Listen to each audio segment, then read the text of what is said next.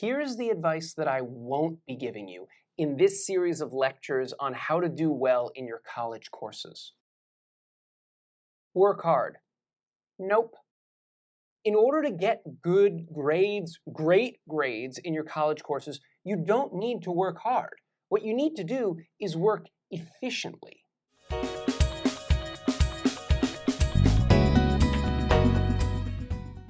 Here are 3 quick examples of things that you can do that may seem like they're going to require more effort and more time, but will actually allow you to succeed in your courses with less effort and less time.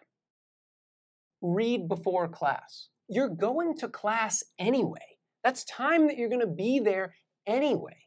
If you have read the material before you go to lecture, then you'll have the background information in your head. Even if you didn't understand all the reading, you'll have that background information in your head so that you can actually absorb and understand what's being said in class. It's just a way more efficient way to take that knowledge that's being thrown out there during lecture and capture more of it during that limited 1 hour or whatever, or 50 minutes of lecture that you're going to attend anyway. And in a later video lecture in this series, I'm going to talk about how to read in such a way that you retain material and then can go to class and absorb things. All right, example number 2. Take notes in class. Again, you're going to class anyway. What taking notes does is first of all, it forces you to pay attention during class, right? You're there anyway, you might as well pay attention and get the information to go into your brain. And the other thing it does is it produces notes. Then, after you've taken notes in class, you have these notes that you can look back on later, right? It's just all a way of using that time that you're going to be in class anyway and milking the most out of that limited amount of time, translating as much of that class time into an efficiently high grade at the end of the semester. Okay, example 3. Take notes while reading, right? So while you're doing the reading before class, take notes on that reading too. Without that much additional effort, with a little added time and a little added effort of taking notes, you can use that reading time more efficiently. Then you will have notes to look back on. And I'm going to have a whole video lecture in this series about how exactly to take notes while you're reading a text. Let's do a breakdown. Let's say that it takes you 2 hours to do the reading and take notes on the reading while you're doing it. That process, because you're encountering the reading on your own, will yield 50% comprehension. That is, you're going to understand 50% of what you've just read. Comprehension is different from retention. That is, not only understanding the material, by comprehension I mean understanding, but also like absorbing it, retaining it, and remembering it, as it were. Okay, but 50% comprehension. Then, plus 1 hour of lecture with notes. You go to class, it takes 1 hour, and you take notes. But because you had that reading, that initial 50% comprehension, after the lecture, you're up to 95%. You understand 95% of the material. Then, after class, you spend just 15 minutes, and most students skip this part, which is foolish. You spend 15 minutes revising the notes. You revise the notes that you took on the reading. You revise the notes that you took during lecture. In light of, you're putting all the pieces together. That bumps you up to 99% comprehension. Add this up, that's 3 hours and 15 minutes per reading. Let's say that there are 15 readings in the course. That's 48 hours and 15 minutes over the course of the semester that you've spent on this material. 48 hours and 15 minutes. The exam is coming up, and so you spend 3 hours reviewing everything, right? You have all of these notes that you took while reading, and then your lecture notes, and then you revise them and added some more notes, putting all this stuff together. You have all those notes to go over. Right? Because you have all those notes to go over, you don't have to go reread everything. And so you just spend 3 hours reviewing those notes. That's an efficient process. And so you're going to get out of that something like, let's just say, I'm making up all these numbers, obviously, but it's supposed to get the point across. That's going to result in a 94% retention. That is, this 99% number that you got to for each of the readings after you got through each one, going through this process, attending the lecture, all that, right? You're going to get to keep 94% of that, because you took notes and you read over those notes. Okay, 94% of 99 is 93.06. 93.06, that's an A minus or an A, depending on how the grading scale works or whatever. And if you add up all the time that you spent over the course of the whole semester, right? You add up all of these times 15, that's 48 hours and 15 minutes, plus another 3 hours for reviewing before the exam. You spent 51 hours and 45 minutes in order to get an A minus or an A. But this is not what most students do. I teach hundreds of college students every semester, and they do something else. They do the following. Not all students, of course, but many of them use the inefficient method. For each reading before class, maybe they'll spend 1 hour skimming the material, right? Either they're just sort of reading it in a casual way, or they're like reading it while they're playing a video game or whatever. They're not focusing, they're not taking notes, that sort of thing. Fine, you're gonna get very little out of that. 5% comprehension. Then you go to lecture, right? It's the same 1 hour lecture, right? But this time without taking notes. No notes, and not having really done the reading before class. So that bumps you up from 5% to 25% comprehension. You really get way less out of that hour of lecture if you haven't focused and taken notes and done the reading properly before class. And so then you save a lot of time here, right? 0 minutes revising your notes. You don't have any notes from reading, you don't have any notes from lecture, so you don't have to revise them after class in the afternoon or evening or whatever. So this 25% comprehension number stays at 25%.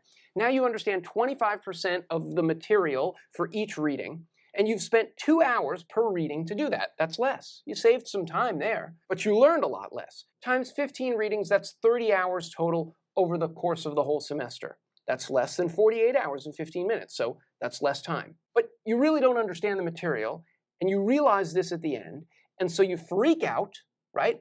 And you spend 30 hours cramming over the course of the few days before the exam. That is, you go back and you do the reading that you should have done properly throughout the semester, right? But you don't get to take advantage of those lectures in between, right? It's too late, those lectures are over, and you only got 25% comprehension out of those. The cramming doesn't really work very well.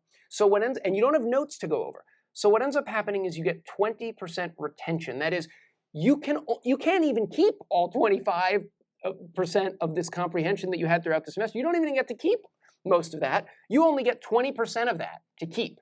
That's 5%. So all of that time throughout the semester, attending lectures, skimming the notes, the reading, if you skim them at all, right, that yields you 5%, because 5% comprehension when it comes time to sit down to take the exam.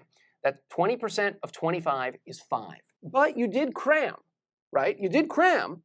So because you crammed, you can't take advantage of any notes from before, but you crammed, and so you get 50% comprehension, the same 50% that you would have gotten if you had done the reading all along. So we're going to add 50 to the 5% that results from retaining 20% of this. So that's 55%. In most courses, 55%, that's an F.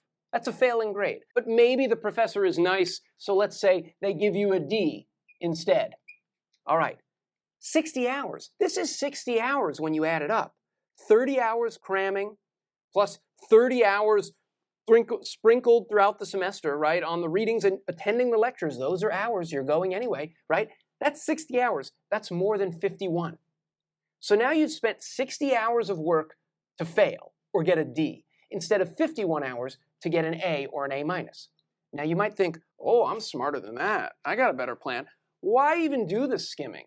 Instead of doing this inefficient 1 hour per reading, I'm not going to skim at all. Okay, fine. Save some time there. Cut out 1 hour skimming each reading. That's you'll subtract 15 hours from here. That's minus 15. But your retention, your comprehension, you won't get this 5%. Okay, fine.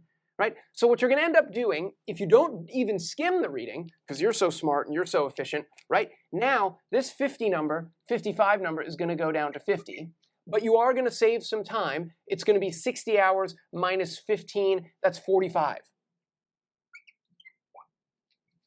Okay, now you've spent 45 hours also to get an F. That is more efficient. You still failed, but this time you only spent 45 hours. But guess what? 45 hours is a lot of hours. That's inefficient. You were going to lecture anyway. The trick is do it in a way that requires less stress, less cramming, less craziness at the end. If you distribute the effort throughout the semester in the right way, you will be able to take advantage of that lecture, right? You're in the room with the professor. They made the exam, or if they didn't make the exam, they know all the answers to the exam. Take advantage of that. Milk that time for all that it's worth so that you can get a good grade with less effort, get a good grade more efficiently. Obviously, I've just made up these numbers. These are fictional numbers that I'm making up in order to drive home a point. But I'm telling you, every single semester, I have dozens of students that do this and get this or this. But there are also plenty of students who get an A and put in not very much work. It's not because they're working harder. Nope. Is it because they're smarter or more naturally intelligent?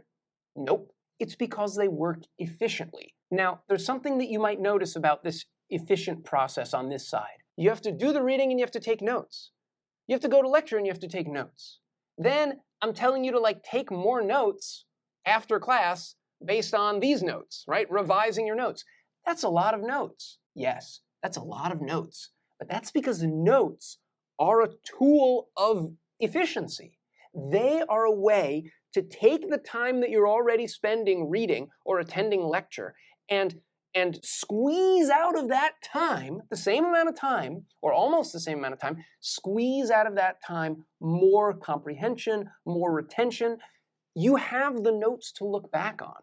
Notes are a time-saving tool if you're willing to take them. And again, in a subsequent lecture that's coming in this series, I will talk about how to take notes and how to do so in a way that produces these results. I thought of a relevant story, and this is the place to insert it. I'm recording this on a different day. That's why my clothes are different. As you can tell from looking at me, I am an experienced bodybuilder. No, I'm not an experienced bodybuilder, so I'm going to look on the internet for a photograph without any copyright restrictions of a bodybuilder. Okay, there's this one.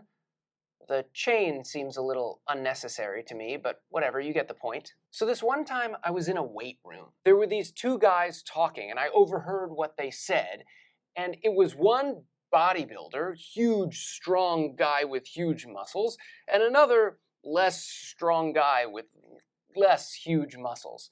And I don't remember exactly how the interaction started or whatever, but I remember the strong guy making the following point. Do you know why I look like this? I look like this because when I go to the gym, I lift weights. He said to the other guy, I see you in here every day or every other day. You're in here just as much as I am. But unlike you, when I'm in this gym, I'm not looking at myself in the mirror and I'm not futzing with my headphones and I'm not standing at the juice bar for 15 minutes picking out what kind of juice I want to order, and I'm not looking at myself in the mirror, and I'm not just resting in between sets. No. When I'm in here, I lift weights the whole time, and that's why I'm this strong. And he was really strong. And then he said, the difference between you and me is that we both spend the same amount of time in the weight room, but I spend that time lifting weights. And don't give me this whole thing about you need to rest in between sets. And then he explained, I don't remember the details, he said, you're supposed to rest 60 seconds or however many seconds in between sets or whatever. This is the conversation that I'm overhearing. And he explained that if it's 60 seconds, then get a kitchen timer, and as soon as you finish a set, hit that timer, and get yourself ready so that when that timer goes off, you immediately start your next set. What's the point of telling this story about a conversation or a part of a conversation that I once overheard between two other people? The point is this: when you go to college, you should think of your time there like the bodybuilder. When you go to class, you're gonna be there for an hour. You have to focus during that hour. You have to use that hour efficiently. You have to take as much of that 1 hour of time in class and get as many gains out of that hour as you can. And the way to do that is to take notes and listen carefully and stay off your phone and all that stuff.